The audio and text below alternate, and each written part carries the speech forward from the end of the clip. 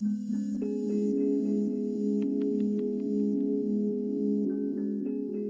I'm Brian Kim. I'm a partner and trial lawyer at SHK Law at Savin, Hennessy and Kim, and we are a personal injury trial firm. A client of mine, she was driving and exiting the 405 in Sherman Oaks, and so she stopped at a light. The light turns green, and she's exiting and she's making a left turn. And while she's making a left turn, there's a truck that blows through the red light and bam, just smashes into her in the middle of the intersection. And let's not forget, Kim was in her 30s, so we're talking about somebody who had an injury that would follow her for 40 plus years. It's a lifelong injury, it's a forever injury. I think the primary obstacle is nobody really knows what a shoulder injury case is worth, let alone one where there's not a surgery involved. Every doctor that had put their hands on her had opined that the fracture in her scapula had healed.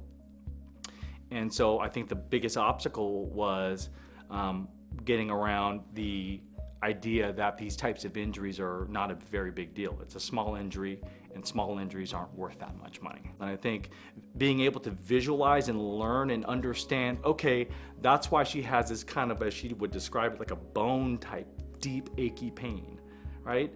That's when I realized, okay, no wonder her quality of life isn't what it was before. So the visual helped us push our case.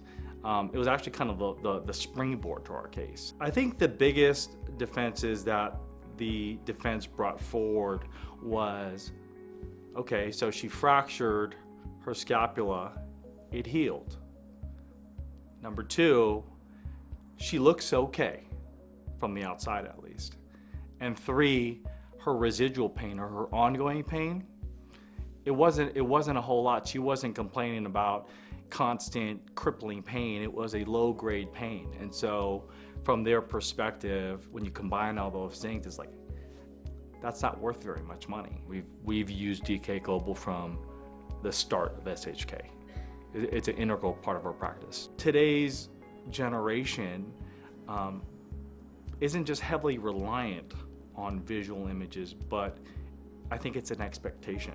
The case resolved by a good old-fashioned jury verdict. There was no settlement here. There was no negotiating. It was a jury speaking the value of what had happened and what had been taken. The last message I'd probably give is to a lot of lawyers out there is, you can try big cases. Obviously, you should do that, but you should also try your seemingly smaller cases too, because you'd be surprised at what they're actually worth inside of a courtroom once a jury has to say something about it.